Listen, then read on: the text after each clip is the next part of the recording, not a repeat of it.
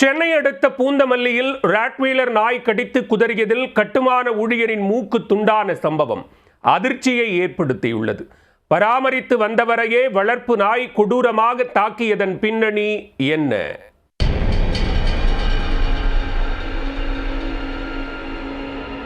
திருவள்ளூர் மாவட்டம் பூந்தமல்லி அருகே காவல்சேரி பகுதியில் வீடு ஒன்று கட்டப்பட்டு வருகிறது. அங்கு கட்டுமான பொருட்கள் திருடு போவதை தடுக்கும் வகையில் அதன் உரிமையாளர் முன்னெச்சரிக்கை நடவடிக்கையில் இறங்கியுள்ளார். இதற்காக மிகவும் ஆக்ரோஷமாக காணப்படும் 4 ராட்வீலர் நாய்களை வாங்கி வளர்த்து வந்துள்ளார். கட்டுமான பணிகளில் ஈடுபட்டு வந்த 35 வயதான கணேஷ் என்பவரே அந்த 4 நாய்களையும் பராமரித்துள்ளார். இந்த நிலையில் தனது கட்டுப்பாட்டில் உள்ள நாய்களுக்கு கணேஷ் உணவு அளித்துள்ளார்.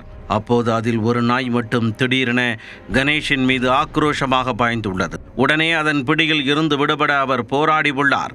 ஆனால் ஆக்ரோஷமாக பாய்ந்த ராட்வீலர் நாய் கணேஷின் கை கால்களை கடித்து குதறி உள்ளது. தொடர்ந்து மூர்க்கத்தனமாக தாக்கிய நாய் கீழே விழுந்து தப்பிக்க போராடியவரின் மூக்கை துண்டாக கடித்து துப்பி உள்ளது. அவரின் அலறல் சத்தம் கேட்டு ஓடி வந்த அக்கம் பக்கத்தினர் வெறி கொண்ட நாயிடம் இருந்து போராடி மீட்டுள்ளனர். பின்னர் படுகாயமடைந்த கணேஷை பூந்தமல்லி அரசு மருத்துவமனையில் அனுமதித்து முதல் உதவி சிகிச்சை அளிக்கப்பட்டது. இதையடுத்து மேல் சிகிச்சைக்காக சென்னையில் உள்ள கீழ்ப்பாக்கம் அரசு மருத்துவமனைக்கு அனுப்பி வைத்தனர். அங்கு அவருக்கு தொடர்ந்து தீவிர சிகிச்சை அளிக்கப்பட்டு வருகிறது.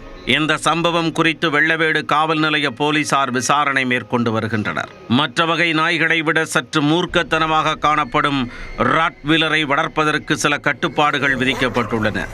அந்த விதிமுறைகளை கடைபிடித்து ராட்வீலர் நாய் வளர்க்கப்பட்டதா? திடீரென பராமரிப்பாளரையே கடிக்க என்ன காரணம்? இது குறித்து போலீசார் விசாரித்து வருகின்றனர். உணவளிக்கச் சென்ற பராமரிப்பாளரையே ராட்வீலர் நாய் கொடூரமாக தாக்கி மூக்கை கடித்து துண்டாக்கிய சம்பவம் அதிர்ச்சியை ஏற்படுத்தியுள்ளது.